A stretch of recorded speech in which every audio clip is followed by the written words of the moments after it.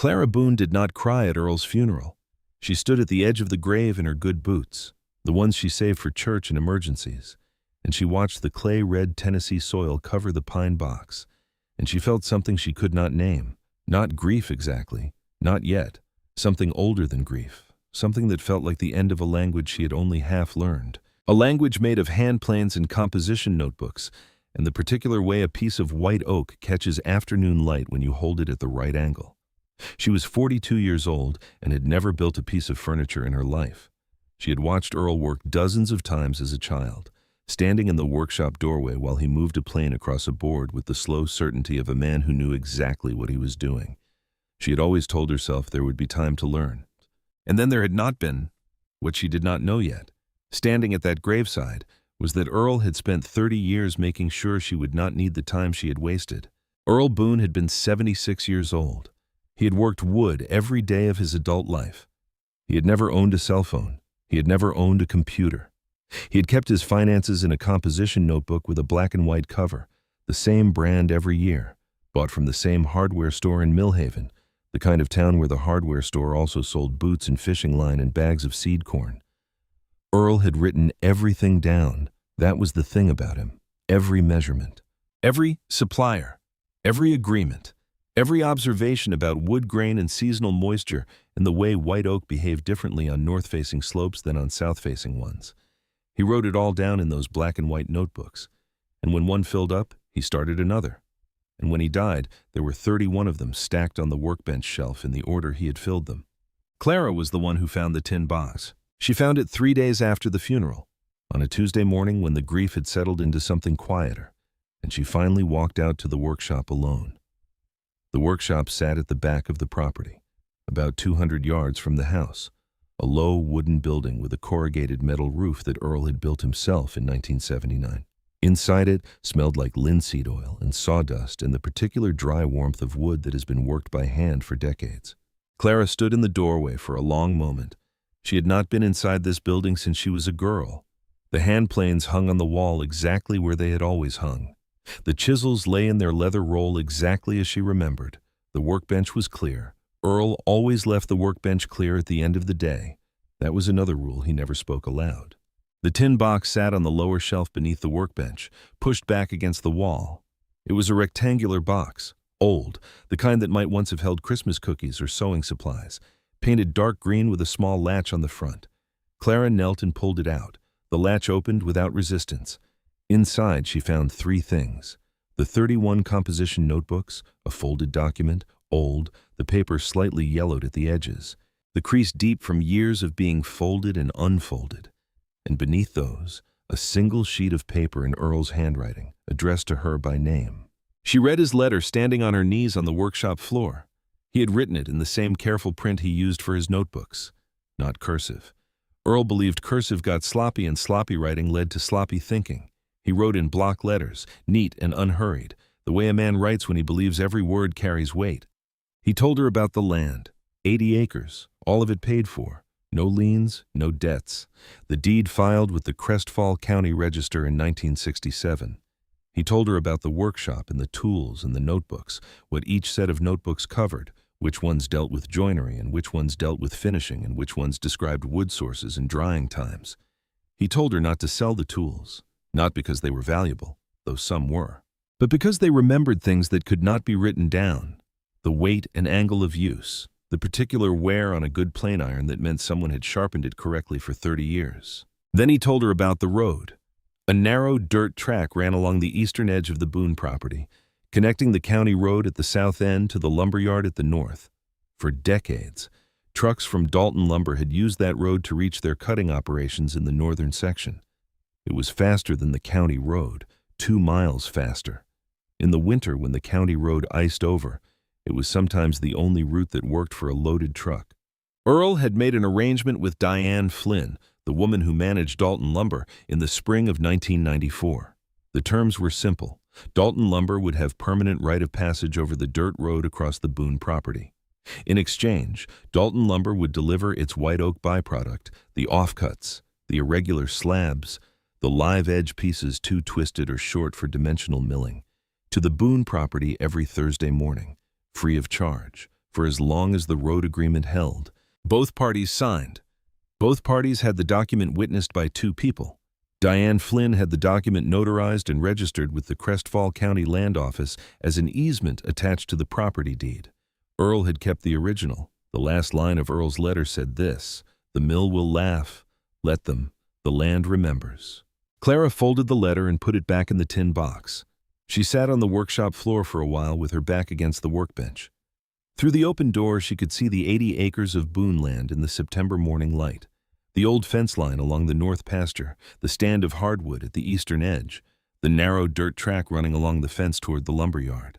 She opened the first composition notebook. Earl had dated every entry.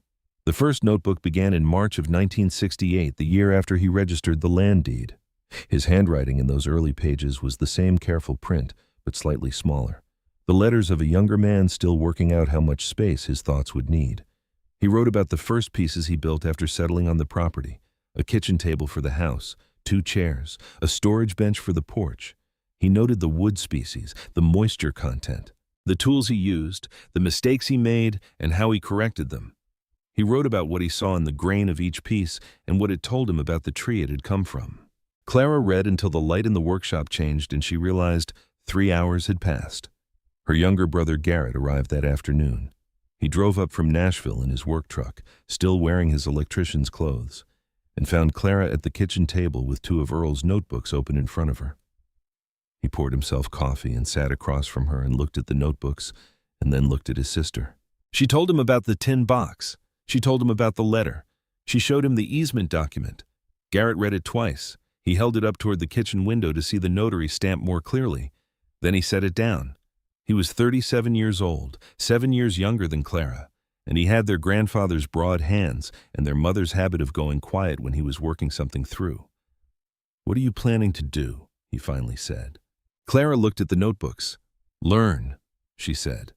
Garrett looked at the easement document again. He picked up his coffee. He did not say anything else for a while. The following Thursday, the lumber truck arrived at 7:20 in the morning. Clara heard it before she saw it. The low diesel rumble coming up the county road, then turning onto the dirt track along the east fence. She stood on the porch with her coffee and watched it back up to the gate at the corner of the north pasture. The bed raised. White oak offcuts tumbled out onto the ground in a sliding heap, pieces of every shape and size, curved slabs with bark still attached, short sections with deep grain figure, long twisted pieces no mill could straighten into dimensional lumber. The truck driver climbed down, walked around the pile briefly, then climbed back up and drove out the way he came. Clara walked down to the pile and stood looking at it. She picked up a thick slab, maybe 4 inches deep and 18 inches across. The edge curved where the tree had grown outward. The bark was still attached on one side. The grain ran in long, sweeping lines that compressed and spread as they moved across the face of the wood. She turned it toward the morning light and the figure deepened, the lines taking on a warmth and movement that the flat shadow had hidden entirely. She carried it to the workshop here. Over the following weeks, she read every one of Earl's 31 notebooks, not just for instruction, but for understanding. Earl wrote the way he worked, with patience, with specificity, with the confidence of a man who trusted the process more than the outcome. He wrote about wood movement and how it differed across species and grain orientation. He wrote about the difference between wood that was dried too fast and wood that was dried correctly. How fast-dried wood looked fine until it cracked 3 years later in someone's dining room. He wrote about joinery, the mechanical logic of dovetails and mortise and tenon, how a well-cut joint got stronger as the wood moved over seasons rather than weaker. He wrote about finish oils and what they did to grain figure and why he mistrusted factory varnish. He also wrote about people. There was an entry in the 7th notebook, dated November 1971, that Clara read 3 times. It was longer than most entries. The handwriting was the same careful print, but the sentences were longer, running closer together on the page as though Earl had written quickly for once. He wrote about a meeting with the owner of Dalton Lumber, a man named Chester Dalton, the grandfather of the current operation. Earl had gone to propose a furniture supply arrangement. He had brought 3 finished pieces to show as samples: a side table, a wall cabinet, and a jewelry box he had spent 2 months on, the joinery so precise the lid seated with a small breath of air compression. Chester Dalton had looked at the pieces for perhaps 4 minutes. Then he had asked Earl where he had gotten his training. Earl had said he was self-taught, that he had learned from books and from practice. Chester Dalton had set the jewelry box down on his desk and said that he appreciated Earl stopping by, but that the mill only worked with certified tradespeople, not hobbyists. Earl had loaded his samples back into his truck and driven home. He had written in the notebook that evening. The entry ended with one line. He called it a hobby. I will call it a life. Clara set the notebook down on the workbench. Outside, another Thursday had passed and another pile of white oak offcuts waited behind the north fence. The pile was growing. 3 weeks of deliveries now. She had not built anything yet. She had spent those weeks reading and handling every piece from the pile, learning to feel what Earl had described, the difference between flat sawn and quarter sawn, the way end grain soaked oil differently than face grain, the weight of well-dried wood versus wood that still held moisture. She had also spent those weeks noticing that her neighbor Roy Dalton had noticed the truck deliveries. Roy Dalton was the largest private landowner in Crestfall County. He farmed 800 acres on the west side of the county road and ran a small cow-calf operation that supplemented the row crop income. He was 68 years old and had lived in this county his entire life, which meant he had opinions about everything in it, and the opinions had the specific gravity that comes from being agreed with for decades. He was not a cruel man. He was the kind of man who believed he understood how things worked, and that understanding had been confirmed enough times that he had stopped questioning it. Roy passed the property on a Thursday morning in October, slowing but not stopping, the way a man slows when he wants to look at something without being seen looking. He kept his window up. He kept his hands on the wheel. He drove on. Clara found out from Garrett, who had heard it at the hardware store. Roy Dalton had told 3 people that week that the Boone girl had lost her mind with grief, that she was collecting scrap lumber like a bird collecting shiny objects, that a woman her age ought to be selling that land and moving closer to town where she could get some sense talked into her. The land had real value, Roy had said. The lumber pile she was building did not. He had offered to buy the Boone property himself, years before, when Earl was still alive. He had made the offer 3 times over as many years, each time at a price that was fair by his own measure. Earl had declined each time without explanation or apology. Roy had taken the final refusal personally and had said so to enough people that it became part of the story of the 2 properties. Clara knew about the offers. Earl had mentioned them once, briefly, without emotion. He had said that Roy saw the land as pasture, that Roy would see a white oak forest the same way, as something in the way of something else. She said nothing to Roy Dalton. She said nothing to anyone. She built the first table in February of 2012. It took her 11 days. The result was not good. The legs were not quite true, and the top, which she had glued up from 3 off-cut slabs, had a slight wind across it, a barely perceptible twist that she only noticed when she set a straight edge across the surface at different angles. She took it apart and started again. The second table took 8 days. The legs were better. The top still had a problem, a small gap in one of the glue joints that she had tried to hide with a darker finish oil and could not. She left it in the corner of the workshop and started a third. Garrett came up from Nashville on weekends through that winter and spring. He helped where he could, which was mostly in moving heavy slabs and in the kind of company that does not require constant conversation. He could see what his sister was doing, and he withheld his specific thoughts about it, which took more discipline than he usually applied to such things. In April, he said it anyway. "You should have sold the land when they offered," he said. He did not say it meanly. He said it the way a doctor says something you do not want to hear. Clara did not look up from the mortise she was chopping. She said, "Sit down, Garrett." He sat on a low stool near the workbench. She said, "Open the 7th notebook. Find the entry from November 1971. Read the last line." He found it. He read it.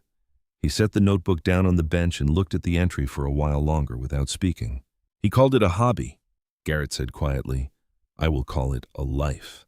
Clara set down her chisel. She picked up a rough-cut piece of white oak from the stack against the wall. She turned it in the afternoon light coming through the workshop door and held it out toward him. "Earl saw a table in there," she said. "I'm starting to see it too." Garrett took the piece. He turned it in his hands, looking at the grain, feeling the weight of it. Then he set it down carefully. The way you set something down when you understand it might matter. Spring came to Crestfall County the way it always did, slowly and then all at once. The dogwoods went first, then the redbuds along the fence lines, then the entire green assertion of May across the Cumberland Plateau. Clara worked in the workshop with the door open to the warm air and the smell of the land coming in alongside the smell of wood and linseed oil.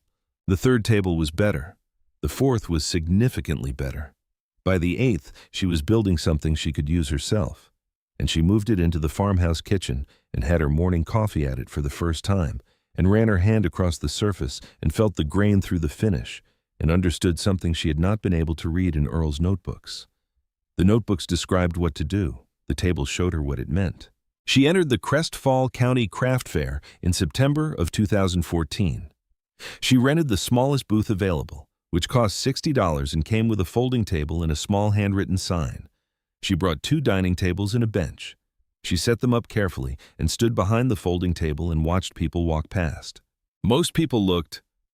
Several people stopped. A few people ran their hands across the surfaces with the involuntary reaction that good wood provokes in people who are not expecting it.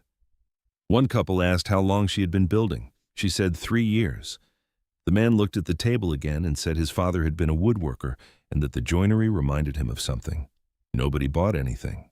Roy Dalton walked through the fair that afternoon with his wife. He stopped in front of Clara's booth for a moment. He looked at the tables. He looked at Clara.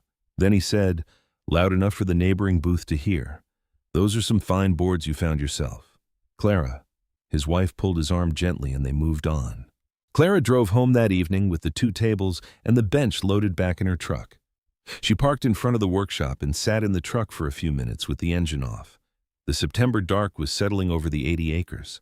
The white oak piles from months of Thursday deliveries sat behind the north fence, large now, organized by Clara into rough categories of length and width and figure quality.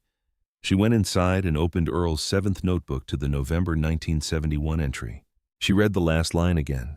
He called it a hobby. I will call it a life. She closed the notebook and went to bed. The second craft fair, held the following April, produced 1 sale. A retired couple from Millhaven bought the smaller of the 2 dining tables she brought. The man was careful with the cash, counting it twice and then once more, and the woman ran her hand across the live-edge slab that formed the top and said it reminded her of something her grandmother had, something she could not quite name. They loaded the table into their truck with Clara's help and drove away down the fairground road. Clara stood in the gravel and watched until their truck was gone. Garrett had come to help with the booth. He stood beside her in the quiet that followed. He said, "That table is somewhere it belongs now." Clara nodded. He said, "When is the next one going to be ready?" She looked toward the truck, which still held 2 unsold pieces. She said, "I've got 4 in the workshop, 3 more going together this month." Garrett looked at her. He said, "I'm starting to understand what Earl was doing." She did not answer right away. They walked back to the booth and began breaking it down for the drive home.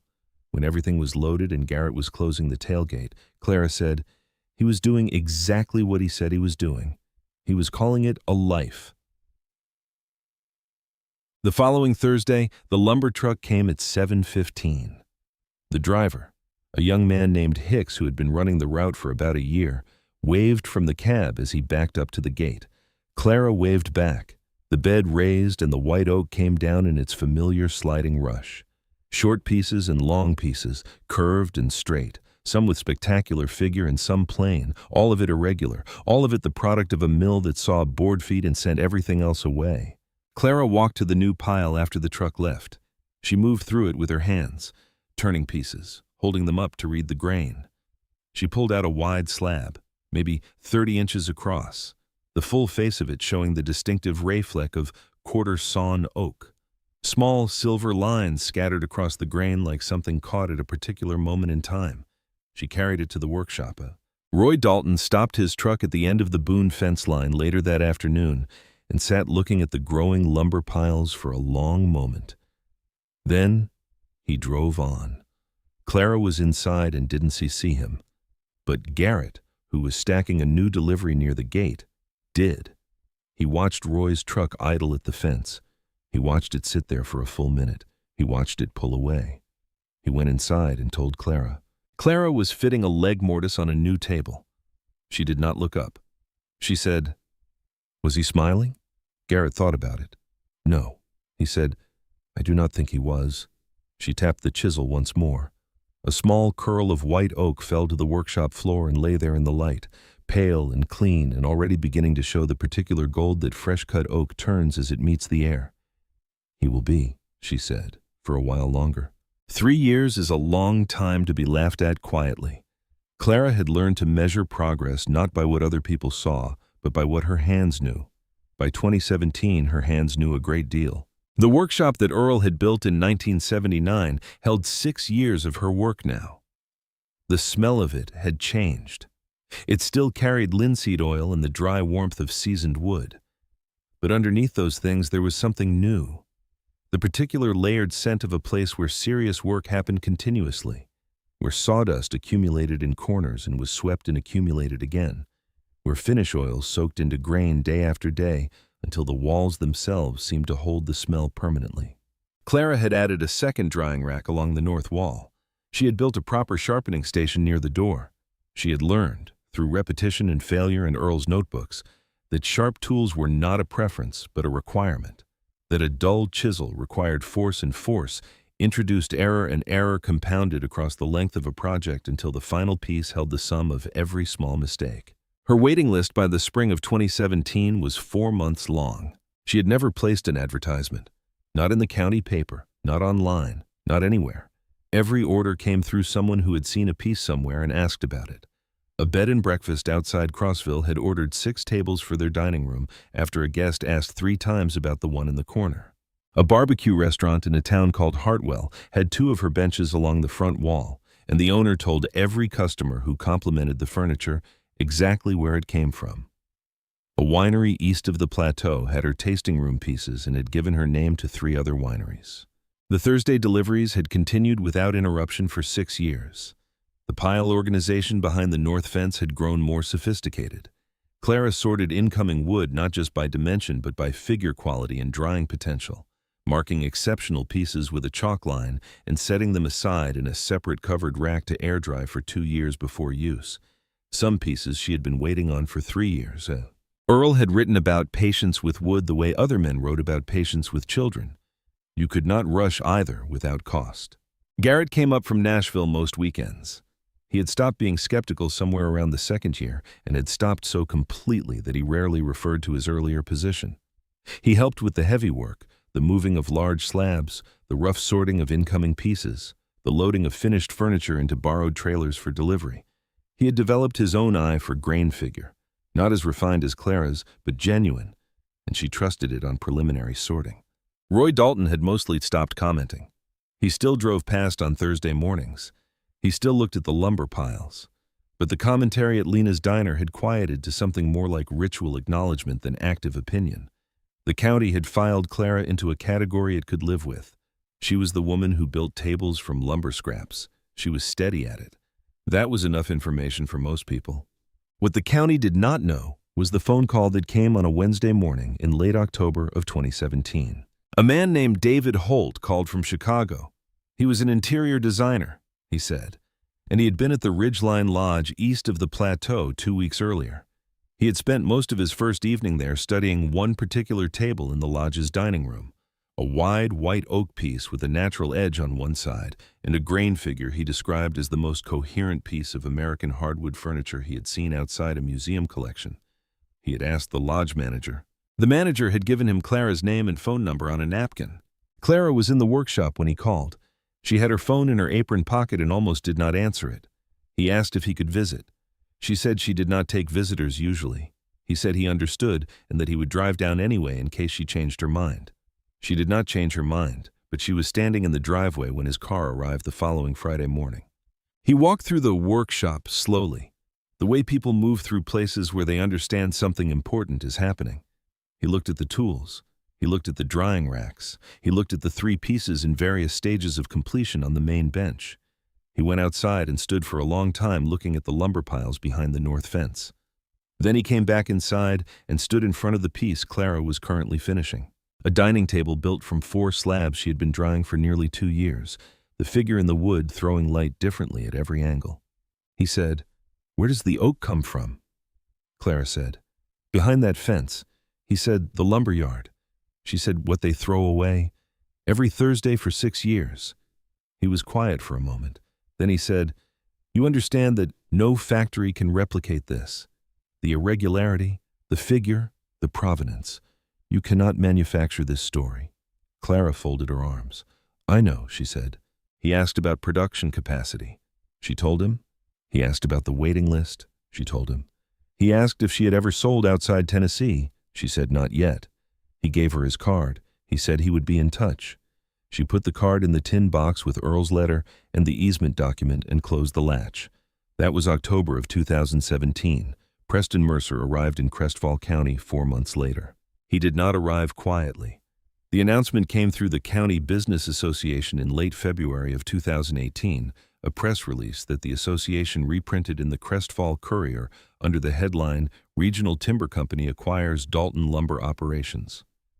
The release described Mercer Timber Group as a Nashville-based timber and land management company with operations in 4 southeastern states. It described Preston Mercer as a graduate of Vanderbilt's Owen School of Business. It described the acquisition as a significant investment in the county's economic future. Preston Mercer himself held a small reception at the county chamber office. Clara did not attend. Garrett, who had gone out of curiosity, reported that Preston had been the kind of man who wore a suit to a room where no one else was wearing a suit and did not appear to notice, that he had talked about modernization and capacity expansion and strategic timber management, that he had shaken hands with Roy Dalton for a long time. The first Thursday after the acquisition, the delivery truck arrived as usual. The driver was not Hicks. It was a younger man Clara had not seen before. He backed up to the gate, raised the bed, dropped the load, and left without waving. The second Thursday, the same thing. The third Thursday, no truck came. Clara waited until noon. She called the main number for what was now Mercer Timber Group. She was told by a receptionist that her call would be forwarded. It was not forwarded. She called again and was told someone would be in touch. On Friday morning, a certified letter arrived. It was from the legal department of Mercer Timber Group. It stated that following a comprehensive review of legacy operational agreements, the company had determined that the informal byproduct disposal arrangement previously maintained with the Boone property did not meet current contractual standards and would be discontinued, effective immediately. It thanked her for her understanding. Clara read the letter twice at the kitchen table. Then she went to the workshop and took the tin box from its shelf and opened it and removed the easement document. She unfolded it carefully and laid it flat on the workbench under the shop light. The document was dated April 14, 1994. It was 2 pages. The first page described the right of passage granted to Dalton Lumber over the eastern dirt road across the Boone property, its dimensions and conditions of use. The second page described the consideration exchanged, the weekly delivery of white oak byproduct material. Both pages bore the signatures of Earl Boone and Diane Flynn, witnessed by 2 individuals whose names Clara recognized as longtime Millhaven residents. At the bottom of the second page was the notary stamp, slightly faded but fully legible, and below that, a line she now read very carefully. Registered with the Crestfall County Office of Land Records. April 19, 1994. Document number CR-1994-0847. Earl had walked that document to the county land office himself. 5 days after signing it, he had paid the registration fee in cash. The receipt for that fee was folded inside the document. Clara set the document down. She picked up the receipt. It was a carbon copy on thin yellow paper, the kind of receipt book that was standard county procedure in 1994, and probably for decades before that. The amount was $11. Earl's name was printed at the top in the county clerk's handwriting. The document number matched. She sat on the workshop stool for a while. Then she drove to Millhaven and knocked on Diane Flynn's door. Diane Flynn was 62 years old and had retired from Dalton Lumber the previous year, before the acquisition closed. She was a direct woman who had managed a timber operation for over 2 decades and had the particular composure of someone who had spent years making decisions in rooms where people assumed she should not be the one making them. She answered the door in garden clothes and looked at Clara steadily. Clara showed her the letter from Mercer Timber Group. Diane read it. She handed it back. She said, "Come inside." They sat at Diane's kitchen table. Diane explained what had happened. Preston Mercer's legal team had reviewed all legacy agreements during the acquisition due diligence. They had flagged the easement as a liability, specifically the byproduct delivery obligation. The legal team's position was that the agreement had been made by an individual employee without explicit corporate authorization under the standards of the new ownership structure. They had determined it was unenforceable. Diane said. "They are wrong," Clara said. "I know," Diane said.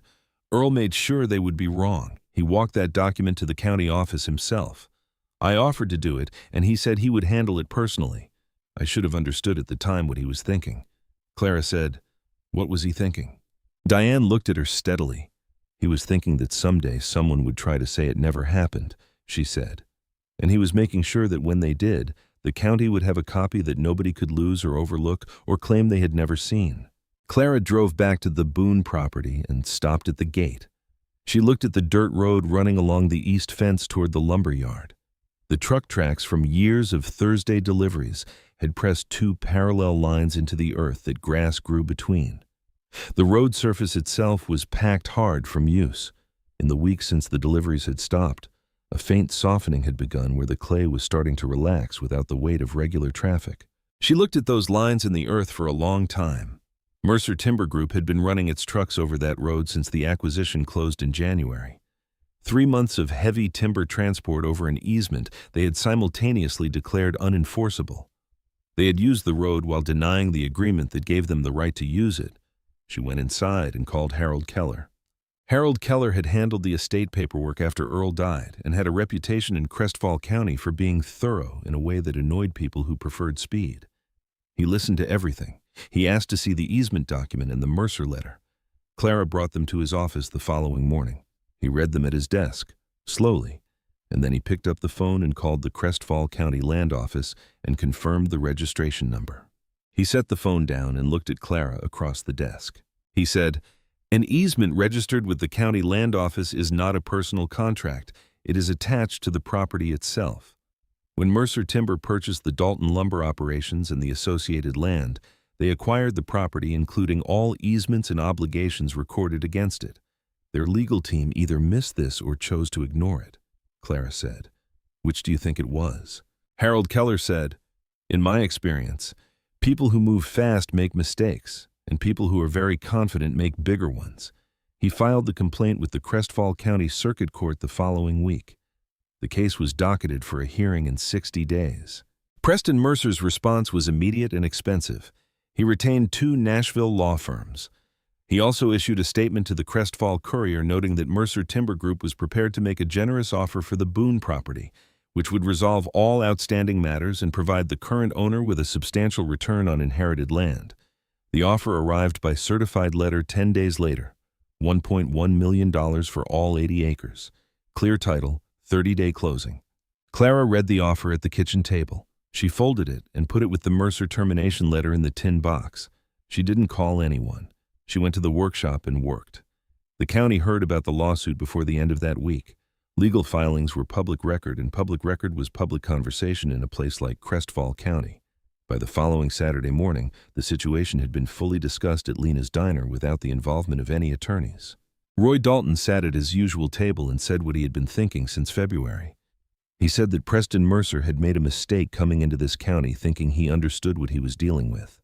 He said that easements were serious business and that any company that did due diligence on a timber acquisition and missed a registered easement deserved what was coming. He said that Earl Boone had been a careful man and that careful men left careful records. Someone at the next table said, "You have changed your tune on the Boone place." Roy picked up his coffee. He said, "I was wrong about the lumber piles. I was not wrong that the land had value. I was wrong about what kind of value it held." There was a silence in the diner that lasted a moment longer than silences usually do. He said, "Earl always knew exactly what he had. I just never asked him the right question." The 6 weeks before the hearing moved the way hard months move. Not slowly exactly, but with a weight that made each day feel deliberate. Clara worked. That was the only thing she knew how to do with waiting that did not make the waiting worse. She finished an overdue commission, cutting the best piece of reserve material she had with the care she would have given the last of anything irreplaceable. The table that came from it was the finest thing she had built. She knew it the way you know certain things, not from comparison, but from the quality of the silence in the room when you step back and look. She delivered it herself, drove it 2 hours east to the clients who had waited 4 months without complaint, helped carry it inside, set it in the place they had cleared for it, and stood back while the woman of the house rested both hands on the surface and did not say anything for a long time. The commercial oak in the workshop ran out in November.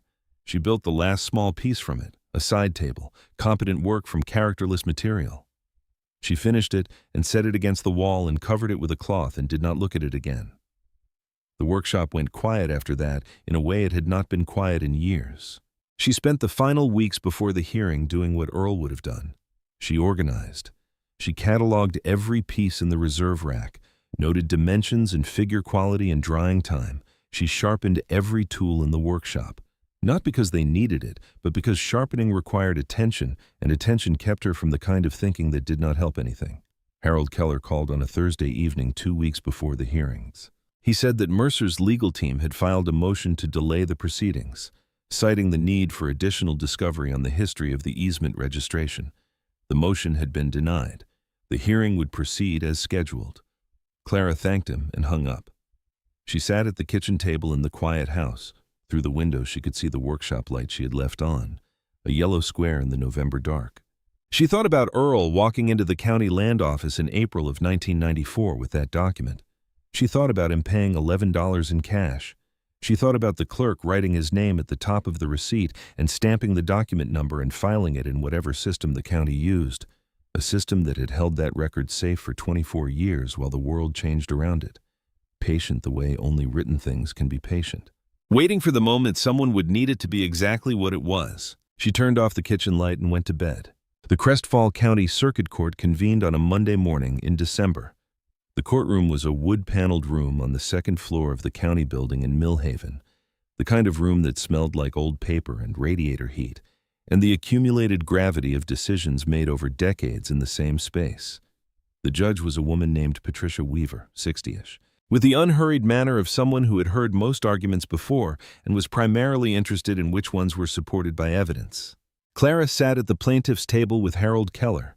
She wore her good jacket, the dark one she saved for occasions that required her to be taken seriously by people who did not know her. She carried the tin box, Maatsandia. Preston Mercer sat at the defense table with 2 attorneys from Nashville whose suits cost more than Clara's truck. He was 44 years old, broad-shouldered, the kind of man whose confidence had been confirmed so consistently that it had become indistinguishable from his personality. He glanced at Clara when she came in and then looked away toward his attorneys. Diane Flynn sat in the second row of the gallery. She wore a gray wool coat and had her hands folded in her lap and looked straight ahead with the composure of someone who had been waiting a long time for a particular outcome and was prepared to wait a little longer. Harold Keller presented the case with the same deliberate thoroughness he applied to everything. He entered the easement document into evidence. He entered the county registration record, obtained directly from the Crestfall County Office of Land Records. Document number CR-1994-0847, dated April 19, 1994. He entered the $11 receipt. He entered the records of Mercer Timber Group's truck traffic over the Boone Easement Road from the date of acquisition through the date of the termination letter. Records obtained through a subpoena of the company's own dispatch logs. The dispatch logs showed 47 crossings of the easement road between January and March of 2018. 47 uses of a road access they had simultaneously declared unenforceable. The Mercer attorneys argued that the original agreement was a personal arrangement between an individual employee and a private landowner, that it had not been disclosed in the acquisition due diligence, and that the new corporate entity could not be bound by legacy agreements that predated its ownership. Judge Weaver listened to this argument with the expression of someone doing arithmetic. Then she asked the Mercer attorneys a specific question. She asked whether they were aware, at the time of the acquisition, that any easements were registered against the Dalton lumber property. The lead attorney said that the due diligence had reviewed county records. Judge Weaver asked whether document number CR-1994-0847 had appeared in those county records. A pause followed that lasted longer than it should have. The attorney said that the document had been identified but had been assessed as a legacy arrangement of uncertain enforceability. Judge Weaver said, "Assessed by whom?" The attorney said, "By the company's legal team." Judge Weaver looked at him for a moment. She said that an easement registered with a county land office was not of uncertain enforceability. It was of certain enforceability. That was the purpose of registering it. She said that any legal team conducting acquisition due diligence in the state of Tennessee was expected to understand that registered easements ran with the land and were binding on all subsequent owners. She did not raise her voice when she said any of this. She did not need to. The Crestfall Courier ran the story 4 days later. The headline read, "Circuit Court Rules Against Mercer Timber in Boone Easement Case. Awards $340,000 in damages." The reporter was a woman named Susan Briggs, who had covered the county for 11 years and who had been in the courtroom the day Judge Weaver asked the Mercer attorney whether document CR-1994-0847 had appeared in the due diligence review. She quoted the judge's response in full. She also quoted a statement Preston Mercer had made to the same paper 8 months earlier, in the week after the acquisition closed, when he had told her that Mercer Timber Group was bringing modern land management practices to Crestfall County and that legacy arrangements from a previous era would be rationalized in line with current operational standards. The paper ran those two quotes on the same page, separated by 4 column inches of reporting. The written ruling came the same day the paper ran the story. Harold Keller read it aloud to Clara at his office desk while she sat across from him with the tin box on her knees. The court found that the easement registered as document CR-1994-0847 was a valid and binding encumbrance on the property acquired by Mercer Timber Group. The termination letter issued by Mercer Timber's legal department was found to have no legal standing. Mercer Timber Group was ordered to restore the byproduct delivery agreement immediately and to maintain it in accordance with the original terms. The court further found that the company's use of the easement road during the period of declared termination constituted a violation of the agreement terms and awarded damages to the plaintiff in the amount of $340,000. Harold Keller set the opinion down on his desk. He looked at Clara. She was looking at the tin box. He said, "Earl knew exactly what he was doing in 1994. She said, "Yes." He said, "Most people would have kept the document in a drawer." She said, "Earl did not trust drawers." Harold made a sound that was close to a laugh. He said the damages would be paid within 60 days per the court order. He said the delivery agreement would resume the following Thursday. Preston Mercer did not come to Crestfall County for the signing. His attorneys handled the paperwork from Nashville. The check arrived by certified mail, which was the choice of a man who understood. Finally, the weight of what was written down in this county and what it cost to ignore it. Clara drove home through country she knew by season and by light, the Cumberland Plateau in December with the hardwood trees stripped bare and the sky pale above the ridgelines. She drove without the radio. She had been driving without the radio more often lately, finding the silence more useful than anything the radio offered. She turned onto the county road and came up along the fence line. The dirt road along the east fence was still and pale in the winter light, the clay surface slowly healing over the marks of 47 unauthorized crossings. She pulled into the drive and sat in the truck for a moment. Then she went to the workshop and opened the door. The shop was cold. She turned on the overhead light and stood in the doorway. The drying rack on the north wall held nothing commercial now. The main bench was clear. The tools hung in their places. The floor held a thin layer of dust where sweeping had stopped when there was nothing to sweep. She went to the reserve rack and counted what remained. 11 pieces of white oak, all from Thursday deliveries, all air-dried between 18 months and 3 years. 3 of them were exceptional. The rest were very good. It was not nothing. It was not what she needed to fill a 4-month backlog, but it was the beginning of filling one. She picked up a hand plane from its hook and turned it over in her hands. The iron was sharp. She had sharpened it 6 weeks ago and it had not been used since. She set it back on its hook. She was standing there in the cold workshop when she heard a truck on the county road. It slowed. She went to the door and looked out. Roy Dalton's truck had pulled over at the fence line. He sat with the window down despite the cold, his arm resting on the door, looking at the empty space behind the north fence where the piles usually stood. He saw Clara in the workshop doorway. He lifted one hand. She lifted hers. He sat for another moment. Then he said, across the distance between them, "I heard the ruling came down." She said, "It did." He said, "Thursday deliveries are back," she said. "Next week." He was quiet for a moment. The cold air moved between them. He said, "Earl was a patient man." She said, "He was." Roy looked at the empty fence line once more. Then he said, "I offered to buy this place 3 times. He never explained why he said no. Clara looked at this workshop behind her, the tools on the wall, the drying rack, the bench where the work happened. She said, he was not building for the offer. Roy, he was building for the thing that came after. Roy Dalton sat with that for a moment. Then he put his truck in gear and drove on down the county road.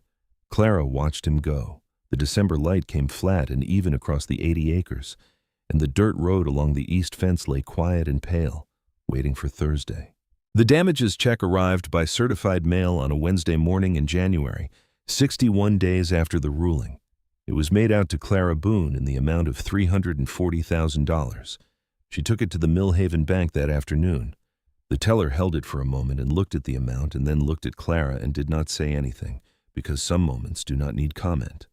Clara deposited the check. She asked for a receipt. She drove home and went to the workshop. She took the 11 reserve pieces from the drying rack and laid them out on the main bench and floor in order of drying time and figure quality. She stood among them for a while, moving through the space, looking at each piece from different angles. Then she opened Earl's 8th notebook, the one that dealt with project planning and material allocation, and she began to write in the margin of the first blank page she found at the back. She wrote the way Earl wrote, specifically, without decoration, with the understanding that the document was for use and not for display. The new drying shed went up in March. Clara hired a local crew, 3 men from the county who built agricultural structures and understood load-bearing and ventilation and the particular demands of a building meant to hold wood in a controlled environment for years at a time. She worked alongside them every day, not because she doubted their competence, but because the shed was going on Earl's land and she wanted her hands on it. The crew foreman, a quiet man named Burl who had built barns in Crestfall County for 30 years, figured this out after the first day and stopped explaining things she already understood and simply worked beside her in the way that people who respect useful work recognize it in others. The shed went up in 11 days. It was 40 feet long and 20 wide, with a metal roof and adjustable vent panels along both sides at the roofline and a concrete slab floor that would keep moisture from wicking up through the wood from below. The interior held enough racking for 3 years of Thursday deliveries. On the last day, when the crew had packed their tools and driven out, she went to the hardware store in Millhaven and bought a piece of oak board and 2 small hooks and a wood-burning tool. She cut the board to 18 inches. She burned the letters into the face of it carefully, the way Earl would have done anything that was meant to last. The letters read, "Earl Boone built here first." She hung it above the shed door that evening while Garrett held the stepladder. He looked at it for a while when she came down. He said, "That is exactly right." She said, "I thought so." He said, "He would have argued you out of that." She said, "He is not here to argue. That is the whole problem." They stood looking at the sign in the last of the March light. The new shed smelled of fresh lumber and concrete and the clean emptiness of a space that had not yet been used for its purpose. Behind it, the first organized rows of white oak from the resumed Thursday deliveries already filled the lower racks. "The beginning of a 3-year inventory," Garrett said. "The man I mentioned, Marcus Weaver, he's still waiting to hear from you." She said, "Have him come Monday." Marcus Weaver arrived Monday morning in a truck that had seen significant use in work clothes that had seen more. He was 28 years old, lean, with the particular quality of stillness that belonged to people who were comfortable with physical work and uncomfortable with its absence. He shook Clara's hand at the workshop door and did not say much in the way of introduction, which she took as a reasonable sign. She showed him the workshop, the tools and how they were organized, the drying shed and the sorting system, 3 pieces in various stages of completion on the main bench. He asked 2 questions. Both were good questions. She said, "I will pay you fairly to start. What fairly means will depend on what you can do after 60 days. I'm not training you to build fast. I'm training you to build correctly, correct and fast, in that order, over time." He said, "That is how I want to learn." She handed him a copy of Earl's 3rd notebook, the one dedicated to hand tool technique. She said, "Read this before you touch anything. Then read it again." He took the notebook with both hands, which she noticed. She said, "You can start tomorrow." He said, "I can start now." She looked at him. She said, "Read the notebook first." He sat on the stool near the door and opened it and read. Clara went back to the main bench and worked. They spent the rest of that morning in the same room without speaking. which was a reasonable way to begin. The workshop hummed with a steadiness it had not had before. Marcus learned the way Earl had believed learning happened, slowly and physically, through repetition and correction and the gradual accumulation of understanding that only came from doing something wrong enough times to know precisely why it was wrong. He made mistakes. Clara corrected them without drama. He made fewer mistakes. He made new mistakes. She corrected those too. By June, he was producing work she could use. David Holt called again in April. He said he had been showing photographs of Clara's work to colleagues in Chicago and New York. He said 3 interior designers had asked directly how to commission pieces. He said a design publication had contacted him about a profile, not of him, of the work in the workshop. Clara said she did not want a profile. David said he understood, but that the publication would run something whether she participated or not, and that participation meant some control over what was said. She thought about it for 2 days. She said yes, but with conditions. No photographs of her face. The story was about the wood and where it came from.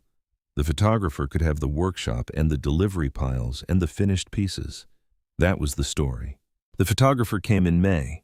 He was a careful man who understood that his job was to see what was already there rather than to construct something. He spent 2 full days on the property. He photographed the drying shed, the organized racks, the hand tools in their places, the main bench with a piece in progress.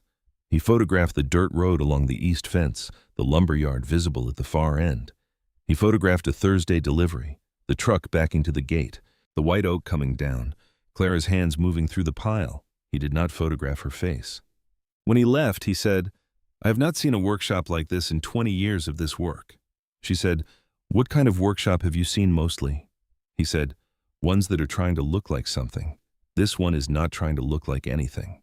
She said, "It is just where the work happens." He said, "Yes, that is what I mean." The piece appeared in the publication in September of 2020. The article described the material source, the easement, the Thursday deliveries, the tin box, and Earl's notebooks. It quoted Clara once, a single line she had said during a phone interview, about how Earl had understood that the value in the wood was not created by the mill, but was present in the tree, and that the mill's idea of a defect was often the wood's idea of its character. The writer had used that line as the closing sentence of the piece. David Holt sent a message the day the issue came out. He said his phone had not stopped since 9 in the morning. She hired a second apprentice in October, a young woman named Jo Briggs from a town east of the plateau who had been doing restoration work on old furniture and wanted to learn original construction. Jo was quieter than Marcus and faster to grasp the theoretical side from the notebooks, but slower in her hands, which was simply a different sequence of the same learning. Clara adjusted her approach without adjusting her standards. She thought about Earl's question of scale sometimes in the evenings, when the workshop was empty and she walked through it alone. He had written in the 19th notebook about a cabinet maker he had known in his 20s who had tried to grow too fast, had hired more people than the work could absorb, had begun accepting shortcuts that the market would not notice, but that the wood would hold permanently. Earl had written, "The wood remembers what you did to it. Speed shows in the grain for 100 years. Nobody sees it at delivery. Their grandchildren will see it." Clara had read that passage to Marcus in his 3rd week. She had read it to Jo in her 1st. The call from the retail buyer came in November of 2020. His name was Warren Cross, and he represented a furniture company with showrooms in 14 cities. He had seen the publication piece and had been watching the commission work through David Holt's network for 2 months before calling. He was direct about what he wanted and why. He said, "We are launching a collection about American craft provenance. Specific makers, specific materials, specific places, not manufactured authenticity, actual authenticity." She asked what that meant in practice. He described it specifically, her name on every piece, the story on the wall beside it in every showroom, no misrepresentation of material or process. She asked about volume. He said volume was not the model. A limited number of pieces per year, whatever she could produce to her own standard. She said, "I set the production pace." He said yes without hesitating, which she noticed. She told him her other conditions: no particle board, no veneer, no overseas finishing, price point that reflected actual material and labor. He said, "That is the entire premise of the collection. If those conditions change, the collection fails. We understand that. Clara said she would think about it and call him back within the week. She discussed it with Garrett that Saturday. He read her written summary twice and said, "This man wants to sell the story alongside the product. That means the story has to stay true." She said, "The story is true." He said, "I know. I'm saying the arrangement has to protect that. Your name is on it in 14 cities." She said, "That is why I'm thinking about it for a week." She called Harold Keller on Tuesday.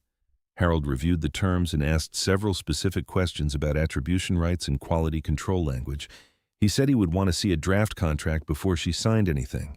She said, "That is what Earl would have said." Harold said, "Earl was a careful man. Careful men write things down." She signed the contract in January of 2021 after Harold had reviewed 2 drafts and negotiated 3 changes in language. The contract specified provenance documentation for each piece, Clara's right of refusal on any piece she deemed below standard, no exclusivity, and full attribution in all showroom presentations. The first pieces arrived in Warren Cross's showrooms in the spring of 2021. 6 dining tables, 2 benches, 4 side tables, each accompanied by a card describing the white oak byproduct material, the Thursday deliveries, the air drying process, and the hand joinery. Each piece bore a small stamp on the underside of the top Boone workshop, Crestfall County, Tennessee. Clara drove to the Nashville showroom the week after the pieces arrived. She went alone on a Tuesday morning, parked 2 blocks away, and walked in as a customer. She wore her ordinary clothes. Nobody recognized her. The Boone workshop pieces were displayed near the south windows, where the spring light came through at an angle that caught the white oak ray fleck, the way workshop light caught it on a good morning. There were people in that section, a couple studying one of the dining tables, a woman running her hand along the edge of a bench, a man crouching to look at the joinery on a side table, studying the dovetails the way you study something when you understand what you are seeing. A sales associate approached the couple and began describing the piece. Clara heard her say the words white oak in Tennessee and reclaimed byproduct and hand-jointed. She heard the woman in the couple ask where it came from. She heard the associate say, "A workshop in Crestfall County, run by a woman named Clara Boone. The material comes from the lumberyard next door to her property, what they used to throw away. She has been building from it for 10 years. The man in the couple said, "Thrown away." The associate said, "Everything you see in the grain, the figure, the live edge, the mill considered irregular, could not sell it as dimensional lumber. She took it every week for free and turned it into this." The man looked at the table. He looked at his wife. He said nothing. Clara left before anyone approached her. She walked back to her truck and sat for a moment before starting it. She thought about Earl driving home from Chester Dalton's office in 1971 with 3 finished pieces in his truck and a word in his memory that he would not accept as the last word. She started the truck and drove home. Roy Dalton found out about the Nashville showroom from his daughter.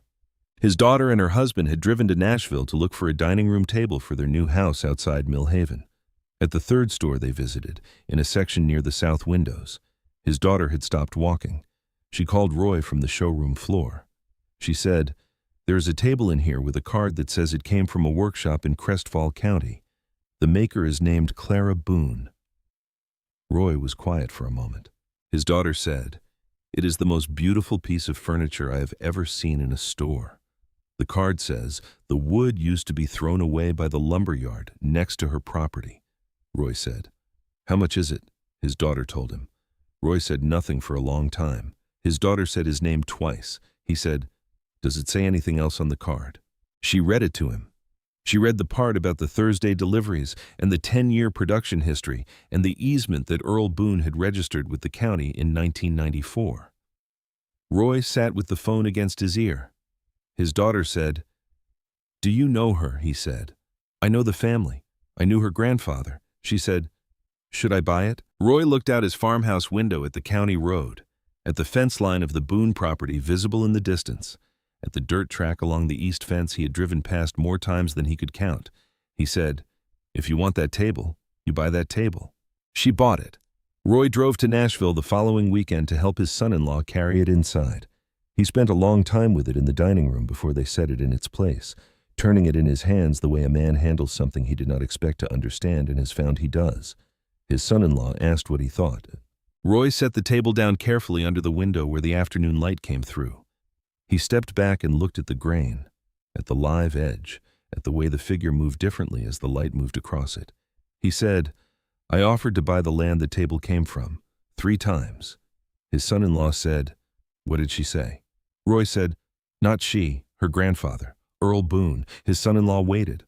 Roy said, "He said no every time. I thought he was being stubborn. I thought the land was the value. He knew the land was not the value." He looked at the table for another moment. He said, "The notebooks were the value, knowing what to do with what you had. That was the value all along." Roy drove home that afternoon on the county road. He slowed as he came along the Boone fence line, the way he had slowed for years. The Earl Boone shed was visible beyond the north fence now, larger than the workshop, the vent panels along the roofline catching the late light. He noticed the fresh delivery marks on the dirt road. A Thursday. He had not realized it was a Thursday. Garrett heard about Roy's daughter buying the table from 3 different people before Roy called him directly. Roy called on a Sunday afternoon. He said he had been to Nashville to help move the table. He said it was better than a good table, but that he did not have the right word for what it was exactly. Garrett told Clara that evening. She was at the workbench and did not look up. She said, "What did Roy say about it?" Garrett said, "He said the notebooks were the value, knowing what to do with what you had." Clara was quiet for a moment. Then she said, "Earl would have appreciated that." Garrett leaned against the doorframe. He said, "Roy asked if he could come by sometime, just to see the workshop." Clara looked at the bench, at the tools, at the drying shed visible through the window with the sign above its door. She said, "Tell him a Thursday mornings are good. The delivery comes at 7. He can watch if he wants." In the workshop, Clara was at the main bench with a wide dining table she had been planning for 6 weeks. Built from 2 slabs set aside in 2018, the year the delivery stopped, dried now for 3 years in the Earl Boone shed. Marcus was at the secondary bench finishing a side table. Joe was at the sharpening station working an edge back to true. The late afternoon came through the south window and caught the grain of the slabs at the angle that made the figure visible the way it was only visible at this hour, in this season, in this light. Clara's hand stopped moving. She looked, then she picked up the plane and worked until that light was gone. The workshop held only its own illumination now, the overhead light steady and sufficient, the sound of 3 people doing the same kind of work in the same room, the smell of fresh white oak rising from the bench as the plain iron moved across it, curling thin pale ribbons onto the floor where they caught the light and lay still. The tin box sat on the shelf where it had always sat, the latch closed.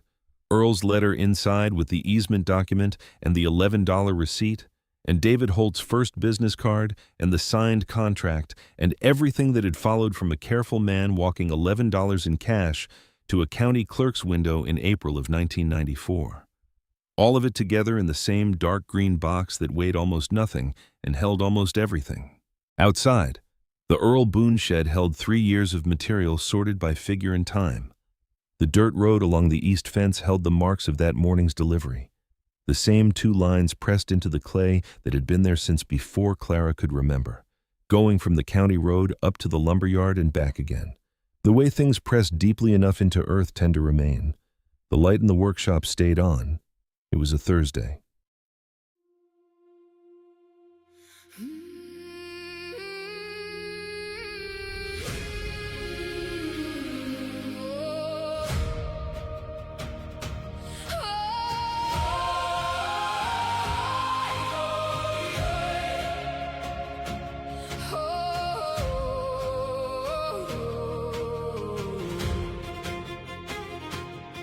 When I was young, I chased the horizon. Certain peace was waiting there. I thought the storms were wrong turns taken, and every burden was unfair. So I spent years fighting the mountains, cursing every winding road, never seeing that the struggle was the thing that made me grow. The eagle learns within the wind, the oak grows strong beneath the snow, and every soul that's worth becoming must walk where harder paths may go. The road was never meant to be easy, the storm was never meant to pass. The waves were not there to stop me, they were there to teach me how to last.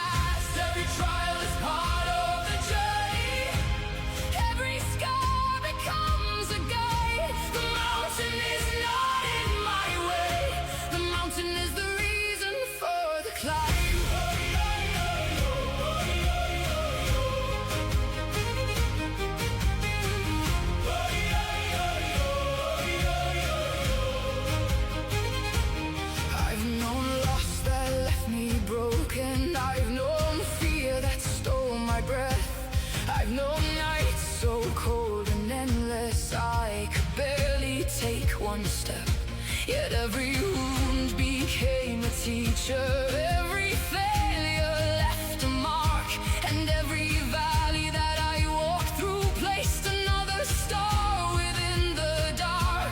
The river doesn't fight the canyon, it learns to carve its way ahead. What seems a wall to those who fear it becomes a path for those who tread.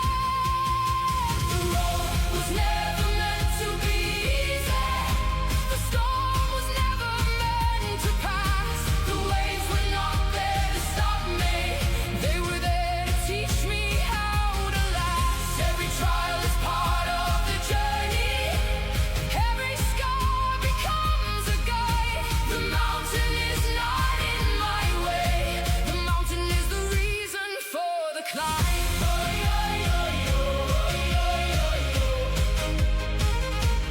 For the climb.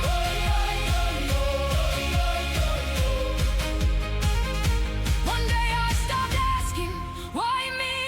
And started asking, what can I learn? The moment I embraced the fire lost its power to burn. For every challenge holds a gift, though hidden from the eye. The obstacle and destination were never separate all this time. The road was never